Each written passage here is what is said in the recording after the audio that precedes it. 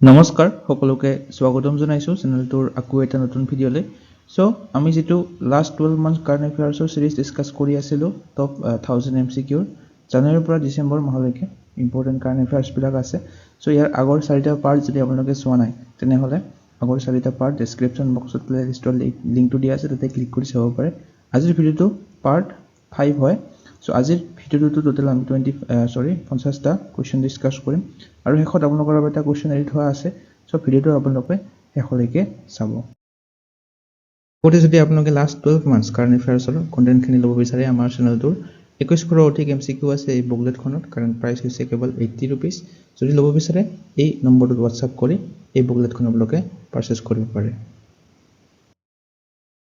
Next কোৱেশ্চনটো হৈছে দা 96th National School Games 2025 was inaugurated in Itanagar, Arunachal Pradesh by whom? তো 69 সংখ্যক national school games অনুষ্ঠিত হৈছে অৰুণাচল প্ৰদেশৰ ইটানগৰত তো কোনে উদ্বোধন কৰিছে আমি ক'ব লাগে অপচন সি পেমা খাণ্ডু অৰুণাচল প্ৰদেশৰ সিএম পেমা খাণ্ডুৱে এই নেশনাল স্কুল গেমছটো ইনগৰেট নেক্সট কোৱেশ্চনটো হৈছে what was the theme of World Oceans Day 2025 বিশ্ব মহাসাগৰ দিৱসৰ বিষয়বস্তুটো কি আমি ক'ব লাগে অপচন ডি টু হ'ব শুদ্ধ উত্তৰ ওয়ান্ডাৰ্স সাস্টেইনিং হোৱাট সাস্টেইনস আস এটো হৈছে ওয়াৰ্ল্ড ওশেন ডে 2025 ৰ থিমটো ওয়াৰ্ল্ড ওশেনস ডে টো পালন কৰা হয় প্ৰতি বছৰে 8 জুন তাৰিখে এই বছৰৰ থিমটো ওয়ান্ডাৰ্স সাস্টেইনিং হোৱাট সাস্টেইনস আস নেক্সট কোৱেশ্চনটো হৈছে what is the name of the award PM Modi received from Trinidad and Tobago in July 2025 Trinidad and Tobago নামৰ এই দেশখনৰ পৰা প্ৰধানমন্ত্ৰী নৰেন্দ্ৰ মোদীয়ে এটা বঁটা লাভ কৰিছিলে জুলাই মাহত 2025 চনৰ এই বঁটাটোৰ নাম কি আছিল অপচন সি টো হ'ব শুদ্ধ উত্তৰ Order of Republic of Trinidad and Tobago এই এৱাৰ্ডটোৰ নাম আছিল নেক্সট কোৱেশ্চনটো হৈছে which city of Uttar Pradesh is set to become India's first AI city Uttar প্ৰদেশৰ কোনখন চহৰ ভাৰতৰ প্ৰথমখন এআই চহৰ হ'বলৈ সাজু হৈছে অপচন এ টো হ'ব শুদ্ধ উত্তৰ লক্ষ্ণৌ চহৰখন হৈছে ভাৰতৰ প্ৰথমখন AI city Next question is who won Pen Translates Award for Once Elephant Lived Here? Once Elephants Lived Here নামৰ এই কিতাপখনৰ বাবে পেন অনুবাদ বঁটা লাভ কৰিছে 2025 চনত এখেতে লাভ কৰিছে এখেতৰ নাম হৈছে অপচন এ গীতাঞ্জলি শ্ৰী Next question হৈছে Vatsalya Yojana is primarily related to which sector? তো Vatsalya আঁচনিখন মুখ্যতঃ কোনটো খণ্ডৰ সৈতে জড়িত অপচন সি টো হ'ব correct child protection and welfare এই খণ্ডটোৰ সৈতে এই সেক্টৰটোৰ সৈতে জড়িত এটা চাব পাৰে Vatsalya Yojana is related to Ministry of Women and Child Development মহিলা এবং বাল বিকাশ মন্ত্ৰালয়ৰ লগত জড়িত আৰু এইটো associated to main government scheme দুটা মেইন চৰকাৰী আঁচনিৰ সৈতে জড়িত a pension scheme for minors অৰ্থাৎ এমপিএছ Vatsalya Yojana এইটো হৈছে পেনশন স্কিম ফৰ মাইনাৰ্ছ আৰু এটা স্কিম আছে এটো হৈছে child protection and development mission Vatsalya next question হৈছে who is the current chairperson of National Human Rights Commission RRB group D এক্সামত আহি গৈছে ৰাষ্ট্ৰীয় মানৱ অধিকাৰ আয়োগৰ বৰ্তমান অধ্যক্ষ কোন অপচন বি অপচন এ টো হ'ব শুদ্ধ উত্তৰ জাষ্টিস ভি ৰামা সুব্ৰমণিয়াম হৈছে বৰ্তমান ৰাষ্ট্ৰীয় মানৱ অধিকাৰ আয়োগৰ অধ্যক্ষ এক্সামত অহা কোৱেশ্চনবিলাক ইয়াতে প্ৰভাইড কৰা হৈছে ভিডিঅ'টো লাইক কৰিবলৈ নাপাহৰিব This is the current chairman of NHRC is Justice V. Rama Subramaniam 23 December তাৰিখে তেখেতে 2024 চনত পোষ্টটো নিযুক্তি লাভ কৰে ইয়াৰ আগতে তেখেতে NHRC চেয়াৰমেন হোৱাৰ আগতে তেখেতে সুপ্ৰিম কোৰ্টৰ জাজ আছিল এটো মনত ৰাখিব 9th চেয়াৰমেন অফ NHRC হয় Rama Subramaniam Next question is 18th BRICS Summit 2026 will be hosted by which country? 18 সংখ্যক ব্ৰিক্স সন্মিলন 2026 যেটো হ'ব এটো কোনখন দেশে আয়োজন কৰিব অপচন এ টো হ'ব শুদ্ধ উত্তৰ ভাৰতে আয়োজন কৰিব 18 সংখ্যক ব্ৰিক্স সন্মিলন নেক্সট কোৱেশ্চন is কাৰ্গিল বিজয় দিৱস 2025 is celebrated on which date Kargil বিজয় দিৱস 2025 চনত পালন কৰা হৈছে অপচন বি টো হ'ব শুদ্ধ উত্তৰ 26 জুলাই 26 জুলাই তাৰিখে কাৰ্গিল বিজয় দিৱস পালন কৰা হয় প্ৰতি বছৰে পালন কৰা হয় কাৰ্গিল ৱাৰ যুদ্ধ জয়লাভ কৰিছিলে ভাৰতে কাৰ্গিল যুদ্ধ তো কাৰ্গিল যুদ্ধ কোন চনত হৈছিলে সেইটো কমেন্ট কৰি জনাব আপোনালোকে নেক্সট কোৱেশ্চনটো হৈছে what is India's global ranking in equality according to World Bank's Gini index তো 2025 চনত শেহতীয়াকৈ ৱৰ্ল্ড বেংকে এই গিনি ইণ্ডেক্সটো ৰিলিজ কৰিছে ইয়াৰ অনুসৰি ভাৰতৰ ৰেংকিং কিমান আমি ক'ব লাগে অপশ্যন C2 হ'ব 74 চতুৰ্থ স্থান লাভ কৰিছে গিনি ইণ্ডেক্সত ভাৰতে নেক্সট কোৱেশ্চনটো হৈছে what is the India's ranking in global biofuel consumption জৈৱ ইন্ধন ব্যৱহাৰৰ ক্ষেত্ৰত ভাৰতৰ ৰেংকিং কিমান বিশ্বব্যাপী অপশ্যন B2 হ'ব 77 চতুৰ্থ স্থান লাভ কৰিছে জৈৱ ইন্ধন ব্যৱহাৰৰ ক্ষেত্ৰত ভাৰতে নেক্সট কোৱেশ্চনটো হৈছে where is India's first wooden gurdwara Shri Nanak Niwas located ভাৰতৰ প্ৰথমটো কাঠৰ গুৰুদ্বাৰা যিটোৰ নাম হৈছে শ্ৰী নানক নিৱাস এইটো ক'ত নিৰ্মাণ কৰা হৈছে বা ক'ত উদ্বোধন কৰা হৈছে শেহতীয়াকৈ অপশ্যন B2 হ'ব 77 পাঞ্জাৱৰ ফাজিলকাত এইটো উদ্বোধন কৰা হৈছে ইণ্ডিয়াছ ফাৰ্ষ্ট উডেন গুৰুদ্বাৰাটো নেক্সট কোৱেশ্চনটো হৈছে which union minister launch C flood India's first unified flood forecasting system তো এইটো মনত ৰাখিব এনেকৈ নাহে ডাইৰেক্ট কোৱেশ্চনটো এনেকৈ আহিব পাৰে যে ভাৰতৰ প্ৰথমটো ফ্লাড ফৰকাষ্টিং চিষ্টেমটোৰ নাম কি আমি ক'ব লাগিব চি ফ্লাড তো চি ফ্লাড এইটো লঞ্চ কৰিছে অপশ্যন C.R. Patel নেক্সট কোৱেশ্চনটো হৈছে who was conferred Kalinga Ratna award 2024 by President Murmu তো ৰাষ্ট্ৰপতি দ্ৰৌপদী মুৰ্মুৱে কলিংগ ৰত্ন বঁটা 2024 প্ৰদান কৰিছে ধৰ্মেন্দ্ৰ প্ৰধানক নেক্সট কোৱেশ্চনটো who was appointed as the new director of Atal Innovation Mission AIM in July 2025 Atal Innovation মিছনৰ নতুন সঞ্চালক প্ৰধান এখেতৰ নাম হৈছে option C Deepak Bagla It is however Deepak Bagla appointed as the new director of Atal Innovation Mission in July 2025. আৰু এই Atal Innovation Mission টো এটা কি ইনিচিয়েটিভ হয় নীতি আয়োগৰ আৰু ইয়াৰ অবজেক্টিভটো কি to promote innovation startup culture and entrepreneurship next কোৱেশ্চনটো হৈছে which platform was launched by home minister Amit Shah in New Delhi on June 16, 2025 primarily for disaster management and emergency coordination দুৰ্যোগ ব্যৱস্থাপনা আৰু জৰুৰীকালীন সমন্বয়ৰ বাবে এই প্লেটফৰ্মটো মুকলি কৰিছে অপশ্যন C2 হ'ব 77 ICRER ইয়াৰে সম্পূৰ্ণ ৰূপটো হৈছে integrated control room for emergency response এটি চাব পাৰে এই প্লেটফৰ্মটো লঞ্চ কৰিছিলে কেন্দ্ৰীয় গৃহমন্ত্ৰী অমিত শ্বাহে জুন 16ত আৰু ইয়াৰে সম্পূৰ্ণ ৰূপটো হৈছে integrated control room for emergency response Question 2 is which city was declared cleanest among cities over 10 lakh population in Swachh Sarvekshan 2024-25 10 লাখৰ অধিক জনসংখ্যা থকা চহৰবোৰৰ ভিতৰত আটাইতকৈ পৰিষ্কাৰ চহৰ বুলি ঘোষণা কৰা চহৰখন হৈছে আহমেদাবাদ অপশ্যন C2 হ'ব শুদ্ধ উত্তৰ নেক্সট কোৱেশ্চনটো হৈছে which airport won international architectural award 2025 in the transportation category তো শেহতীয়াকৈ কোনটো আন্তঃৰাষ্ট্ৰীয় বিমানবন্দৰে ইন্টাৰনেশ্যনেল আৰ্কিটেক্সাৰেল এৱাৰ্ড লাভ কৰিছে অপশ্যন B2 হ'ব শুদ্ধ উত্তৰ আমাৰ অসমৰ গুৱাহাটীত থকা গোপীনাথ বৰদলৈ ইন্টাৰনেশ্যনেল এয়াৰপৰ্টটোৱে শেহতীয়াকৈ ট্ৰান্সপৰ্টেশ্যন কেটেগৰীত ইন্টাৰনেশ্যনেল আৰ্কিটেক্সাৰেল এৱাৰ্ড লাভ কৰিছে তবে Gopinath Bordoloi international airport on the International Architectural Award 2025 in the transportation category this recognition places it among 7 airports worldwide অৰ্থাৎ বিশ্বৰ ভিতৰত 7খন ইন্টাৰনেশ্যনেল এয়াৰপৰ্টৰ ভিতৰত এখন আমাৰ গোপীনাথ বৰদলৈ ইন্টাৰনেশ্যনেল এয়াৰপৰ্টখন এখন যে এই এৱাৰ্ডটো লাভ কৰিছে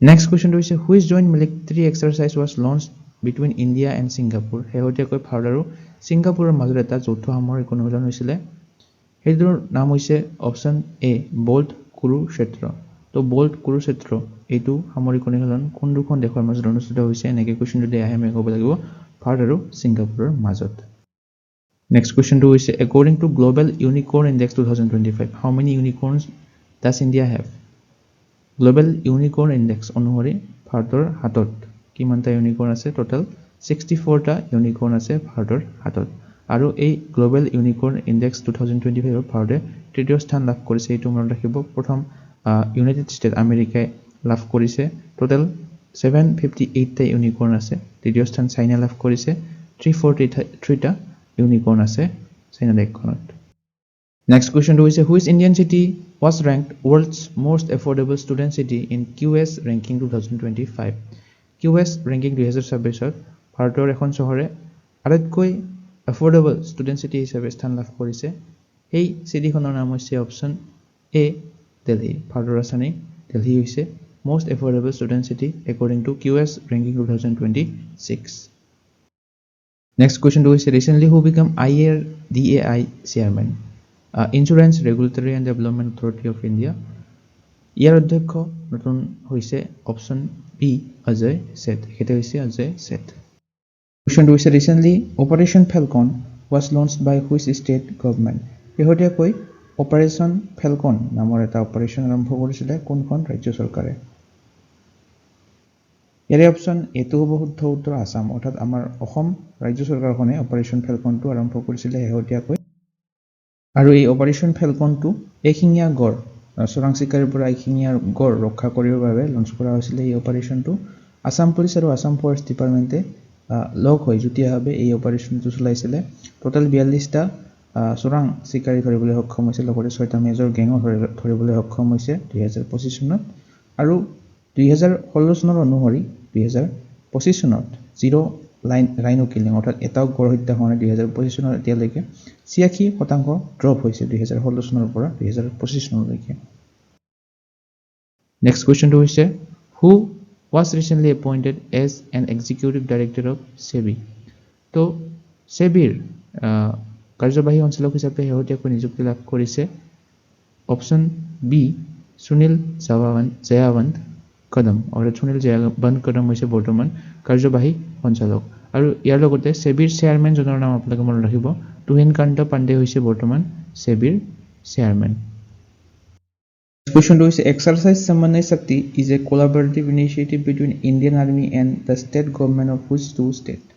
So Exercise Sammanay Shakti এইটো এটা এক্সাৰসাইজ অনুমোদন হয় ভাৰতীয় সেনা বাহিনী আৰু কোন দুখন ৰাজ্যৰ মাজত অপচন সি টু হ'ব শুদ্ধ উত্তৰ আসাম এণ্ড মণিপুৰ এটা চাব পাৰে আসাম আৰু মণিপুৰ ৰাজ্য দুখনে এক্সাৰসাইজ Sammanay Shakti 2025 টো লঞ্চ কৰিছিলে অসমৰ তিনিচুকীয়া জিলাখনৰ লাইব্ৰেৰী ঠাইখনত নেক্সট কুৱেশ্যনটো হৈছে recently who won the title miss Universe India 2025 শেহতীয়াকৈ 2025 চনৰ মিছ ইউনিভাৰ্ছ ইণ্ডিয়া খিতাপটো কোনে লাভ কৰিছে তো 2025 চনৰ মিছ ইউনিভাৰ্ছ ইণ্ডিয়া খিতাপটো লাভ কৰিছে অপচন এ মণিকা বিশ্বকৰ্মাই এতে হৈছে মণিকা বিশ্বকৰ্মা এটা চাব পাৰে Manika Vishwakarma crowned Miss Universe India 2025 on 18 August 2025 ৰাজস্থানৰ জয়পুৰত অনুষ্ঠিত হৈছিল আৰু তেখেতে যেটো শেহতীয়াকৈ মিছ ইউনিভাৰ্ছ 2025 হৈ গৈছে তাতে ভাৰতক ৰিপ্ৰেজেন্ট কৰিছে থাইলেণ্ডত অনুষ্ঠিত হোৱা এই মিছ ইউনিভাৰ্ছ 2025 নেক্সট কুৱেশ্যনটো হৈছে recently which state become India's first 100% digitally literate state শেহতীয়াকৈ কোনখন ৰাজ্য ভাৰতৰ প্ৰথমখন 100% ডিজিটেল সাক্ষৰ ৰাজ্য হিচাপে পৰিগণিত হৈছে তো সম্পূৰ্ণৰূপে ডিজিটেল সাক্ষৰ ৰাজ্যখন হৈছে কেৰালা ৰাজ্যখন আৰু যদি আমাক কেৱল হোদে ফুলি লিটাৰেট ষ্টেট কেৱল ফুলি লিটাৰেট ষ্টেট বুলি ক'লে আমি ক'ব লাগিব মিজোৰাম আৰু ডিজিটেলি লিটাৰেট বুলি ক'লে ক'ব লাগিব কেৰালা ৰাজ্যখন So, Kerala has become India's first 100% digitally literate state. যাৰ বাবে এই ৰাজ্যখনৰ প্ৰতিটো ফ্যামিলিৰ at least এজন মেম্বাৰে কম্পিউটাৰ চলাব পাৰে নাইবা ইন্টাৰনেট ইউজ কৰিব পাৰে। India's celebrated which edition of Independence Day on 15 August 2025? ভাৰতে 2025 চনৰ 15 আগষ্টত স্বাধীনতা দিৱসৰ কিমান সংখ্যক এইটো সংস্কৰণ উদযাপন কৰিছে? তো 2025 চনৰ স্বাধীনতা দিৱসটো আছিল অপচন বি 79 79তম স্বাধীনতা দিৱস ভিতৰত নেক্সট কোৱেশ্চনটো হৈছে who won the women's SHG UNDP Equator Prize 2025 for Biodiversity Conservation and Sustainable Farming তো ইকুৱেটৰ প্ৰাইজ 2025 টো লাভ কৰিছে অপচন সি বিবি ফাতিমা অৰ্থাৎ বিবি ফাতিমাৰ এই SHG অৰ্থাৎ সেলফ হেল্প গ্ৰুপ ইয়াৰ সম্পূৰ্ণ ৰূপটো হয় SHG তো এইটো ইকুৱেটৰ প্ৰাইজটো লাভ কৰিছে এটা চাব পাৰে নোবেল প্ৰাইজ ফৰ বায়োডাইভাৰ্চিটি কনজাৰভেশ্যন বুলি কোৱা হয় এই ইকুৱেটৰ প্ৰাইজটোক নেক্সট কোৱেশ্চনটো হৈছে which year Thus, Indian government plan to establish a fully operational Bharatiya Antariksh Station. তো ভাৰতৰ নিজা এটা মহাকাশ ষ্টেচন স্থাপন কৰাৰ পৰিকল্পনা কৰিছে ভাৰতে 2035 চনলৈকে। Next question is what is the rank of India in World Competitiveness in Ranking 2025?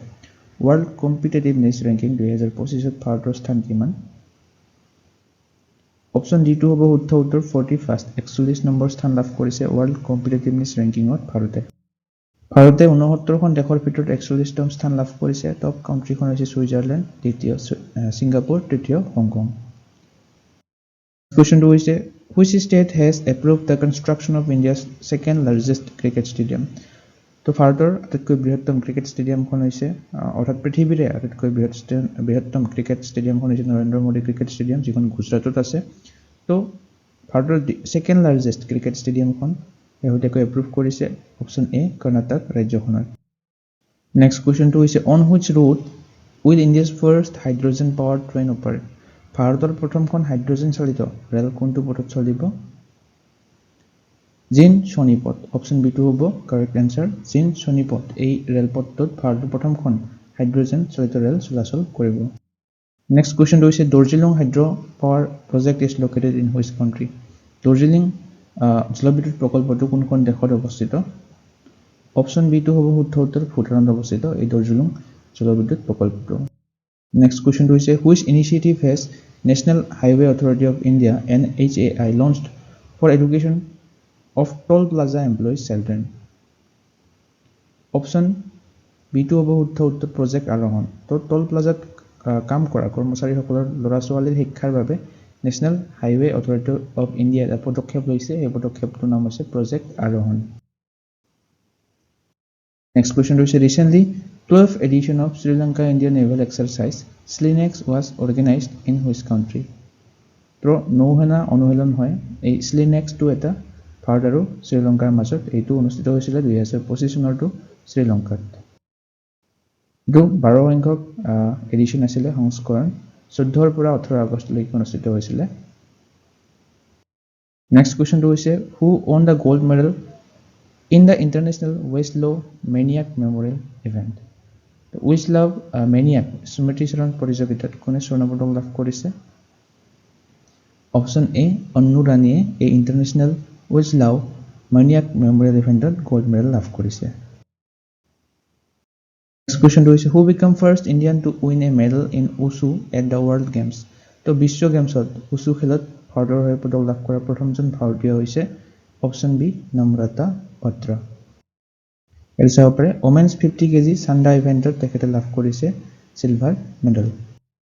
Next কুৱেশ্যনটো হৈছে which state topped medal tally of first Khelo India water sport festival? তো প্ৰথমবাৰৰ বাবে অনুষ্ঠিত হৈছিলে খেলো ইণ্ডিয়া ৱাটাৰ স্পৰ্ট ফেষ্টিভেল। এই খেলত পদক তালিকাৰ শীৰ্ষস্থান লাভ কৰিছে মধ্যপ্ৰদেশ দেশখনে। অপশন ডি টু হ'ব শুদ্ধ উত্তৰ। নেক্সট কুৱেশ্যনটো হৈছে 12th edition of World Games 2025 hosted by which country? তো কোনখন দেশত আয়োজন কৰা হৈছিল বিশ্ব গেমছ 2025টো? চাইনাত অনুষ্ঠিত হৈছিলে। অপশন ডি টু হ'ব শুদ্ধ উত্তৰ চাইনাৰ চেংডুত। এটা চাব পাৰে 12 সংখ্যক এডিশ্যন আছিলে এইটো 7 পৰা 17 আগষ্টলৈকে অনুষ্ঠিত হৈছিলে চাইনাৰ চেংডুৱে অনুষ্ঠিত কৰিছিলে। আৰু ৱৰ্ল্ড গেমছ প্ৰতি 4 বছৰৰ মূৰে মূৰে অনুষ্ঠিত হয়। প্ৰথমবাৰ অনুষ্ঠিত হৈছিলে বিশ্ব গেমছ 1981 চনত। Who won women's race in the April 2025 Paris marathon? 2025 চনৰ এপ্ৰিল মাহত পেৰিছ মাৰাথন মহিলা দৌৰত কোনে জয়লাভ কৰিছিলে? Option D Bedatu Hirpa. Bedatu হিৰপাই পেৰিছ মাৰাথন 2025ত ওমেন্সৰ ৰেচত জয়লাভ কৰিছিলে। এখেতে হৈছে তেখেত।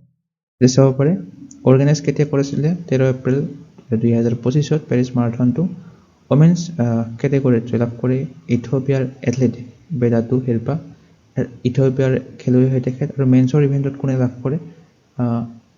বিনাৰ্ড বেয়ট অফ কেনিয়াৰ খেলুৱৈ এই বিনাৰ্ড বেয়টে লাভ কৰে। নেক্সট কুৱেশ্যনটো হৈছে recently who became the first ever Indian woman to win FIDE women's World Cup championship 2025? FIDE মহিলা বিশ্বকাপ চেম্পিয়নশ্বিপ 2025 জয়ী হোৱা প্ৰথম ভাৰতীয় মহিলা কোন? তেখেতে এখেতৰ নাম হৈছে অপশন চি দিব্যা দেশমুখ হৈছে first Indian woman to win FIDE women's World Cup championship 2025 চনৰ এইটো হৈছে তেখেতে লাভ কৰিছে। ইয়াৰ লগতে 88 গ্ৰেণ্ড মাষ্টাৰ হয় দিব্যা দেশমুখ 88 গ্ৰেণ্ড মাষ্টাৰ হয়, এইটো পইণ্ট মনত ৰাখিব। কুৱেশ্যনটো হৈছে who became the first Pakistani woman cricketer to be inducted into ICC Hall of Fame in June 2025। তো পাকিস্তানৰ প্ৰথমগৰাকী মহিলা ক্ৰিকেটাৰ যাক ICC হল অফ ফেমত ইনক্লুড কৰা হৈছে জুন মাহত, এইটো RRB গ্ৰুপ ডি এক্সামত আহি গৈছে। অপশ্যন বি সানা মিৰ। সানা মিৰ হৈছে প্ৰথমগৰাকী পাকিস্তানী মহিলা ক্ৰিকেটাৰ যাক ICC হল অফ ফেমত ইনক্লুড কৰা হৈছে জুন মাহত। নেক্সট কুৱেশ্যনটো হৈছে which player was named the men's player of the year in the All India Football Federation AIFF Awards in May 2025। তো গ্ৰুপ ডি এক্সামত আহি গৈছে এইটো। অপশ্যন বিটো হ'ব শুদ্ধ উত্তৰ, শুভাশিষ বসুক men's player of the year বঁটাটো দিয়া হৈছে অল ইণ্ডিয়া ফুটবল ফেডাৰেশ্যনৰ। চ' মেন্সৰ কেটেগৰীত শুভাশিষ বসে লাভ কৰিছে আৰু ওমেন্সৰ কেটেগৰীত কোন লাভ কৰিছে এইটো মনত ৰাখিব, সৌম্যা গুকুলুথে লাভ কৰিছে ওমেন্সৰ কেটেগৰীত। হৈছে who one super United rapid and blitz 2025 tournament. তো ৰেপিড এণ্ড ব্লিটজ 2025 প্ৰতিযোগিতাত জয়ী হৈছে অপশ্যন বি মেগনাছ কাৰ্লচনে। নেক্সট কুৱেশ্যনটো হৈছে who one 2025 British grand Prix. British grand Prix কোনে জয়লাভ কৰিছে? অপশ্যন চিটো হ'ব শুদ্ধ উত্তৰ, লেণ্ডন নৰিছে জয়লাভ কৰিছে ব্ৰিটিছ গ্ৰেণ্ড প্ৰিক্স 2025টো। নেক্সট কুৱেশ্যনটো হৈছে who one his first Wimbledon title on July 13, 2025। তো উইম্বলডন খিতাপ কোনে জয়লাভ কৰিছে? অপশ্যন চিটো হ'ব শুদ্ধ উত্তৰ, জেনিক সিনাৰে উইম্বলডন টাইটেলটো জয়লাভ কৰিছে। আৰু ওমেন্সৰ কেটেগৰীত কোনে জয়লাভ কৰিছে এইটো মনত ৰাখিব, ওমেন্সৰ ক্ষেত্ৰত ইগা চিৱাটিকে জয়লাভ কৰে উইম্বলডন টাইটেলটো। নেক্সট কুৱেশ্যনটো হৈছে international youth day 2025 celebrated on which date। তো ইণ্টাৰনেশ্যনেল অৰ্থাৎ আন্তঃৰাষ্ট্ৰীয় যুৱ দিৱস কোন তাৰিখে পালন কৰা হয়? নেশ্যনেল ইউথ ডে পালন কৰা হয় 12 জানুৱাৰী তাৰিখে আৰু ইণ্টাৰনেশ্যনেলটো পালন কৰা হয় 12 আগষ্ট তাৰিখে। তো দুটাৰ মাজত কনফিউজ নহ'ব, ইণ্টাৰনেশ্যনেল ইউথ ডেটো 12 আগষ্টত পালন কৰা হয় আৰু আমাৰ নেশ্যনেল ইউথ ডেটো 12 জানুৱাৰীত পালন কৰা হয়। এইটো চাব পাৰে এই বছৰৰ থিমটো আছিলে ইণ্টাৰনেশ্যনেল ইউথ ডেৰ local youth actions for SDGs and beyond আৰু নেশ্যনেল ইউথ ডেটো 12 জানুৱাৰীত পালন কৰা হয়, আপোনালোকে লগতে সকলোৱে। নেক্সট কুৱেশ্যনটো হৈছে who was honoured with the 43rd Lokmanya Tilak national award. তো লোকমান্য তিলক ৰাষ্ট্ৰীয় বঁটাৰে কাক সন্মানিত কৰা হৈছে? 1 আগষ্টত প্ৰদান কৰা হৈছিলে এইটো 43 সংখ্যক সংস্কৰণ আছিলে লোকমান্য তিলক ৰাষ্ট্ৰীয় বঁটাৰ। তো এই চাৰিটা অপশ্যনৰ কোনটো শুদ্ধ হয় আপোনালোকে কমেণ্ট কৰি জনাব লাগে। চ' আপোনালোকে যদি আমাৰ লাষ্ট 12 মান্থছ কাৰেণ্ট এফেয়াৰ্ছৰ বুকলেটখন ল'ব বিচাৰে জানুৱাৰীৰ পৰা ডিচেম্বৰ মাহলৈকে 2100 অধিক MCQ অলৰেডি আছেয়ে, আকৌ ইনক্লুড হ'ব ডিচেম্বৰ মাহখন শেষ হোৱালৈকে। কাৰেণ্টলি প্ৰাইচ হৈছে কেৱল 80 ৰুপিজ 2025 চনলৈকে। জানুৱাৰীত অকণমান বঢ়াই দিয়া হ'ব এই প্ৰাইচটো। যদি আপোনালোকে পাৰ্চেছ কৰিব বিচাৰে চিম্পলি এই হোৱাটছআপ নম্বৰটোত হোৱাটছআপ কৰি পাৰ্চেছ কৰিব পাৰে। জানুৱাৰীৰ পৰা ডিচেম্বৰ মাহলৈকে 100 অধিক প্ৰতিখন মাহৰ MCQ পাব। টপিক স্পেচিফিক MCQ পাব, 38 নেশ্যনেল গেমছেই হওক, Assam budget, Assam civilian awards, IPL হওক, ব্ৰিক্স ছামিট হওক, নোবেল প্ৰাইজ, G20 ছামিট, সকলোবিলাক ইম্পৰ্টেণ্ট টপিক ইনক্লুড আছে এই বুকলেটখনত। কুৱেশ্যনবিলাক MCQ ফৰ্মেটত দিয়া আছে আৰু যিবিলাক ৰিলেটেড পইণ্টছ আছে সেইবিলাকো এটাচ কৰি দিয়া আছে, লগতে পিকচাৰো প্ৰভাইড কৰা আছে যাতে মনত ৰাখিব সুবিধা হয়। চ' এই বুকলেটখন আপোনালোকে পাৰ্চেছ কৰিব বিচাৰিলে চিম্পলি এই হোৱাটছআপ নম্বৰটোত হোৱাটছআপ কৰি পাৰ্চেছ কৰিব পাৰে। কাৰেণ্টলি ইয়াৰ প্ৰাইচ হৈছে অনলি 80 ৰুপিজ। 2025 চনৰ ডিচেম্বৰ মাহলৈকে জানুৱাৰীত এইটো বঢ়াই দি 99 ৰুপিজ কৰা হ'ব। বাকী আজিৰ ভিডিঅ'টো চাই আপোনালোকে কেনে পালে কমেণ্ট ছেকশ্যনত জনাবলৈ নাপাহৰিব। লাইক এটা কৰিব, শ্বেয়াৰ এটা কৰিব, লগতে এছেনচিয়েল ষ্টাডিজ চেনেলটো ছাবস্ক্ৰাইব কৰি ল'ব এনেধৰণৰ কণ্টেণ্ট আগলৈ পাই থাকিবৰ বাবে। আজিলৈ ইমানে, ধন্যবাদ।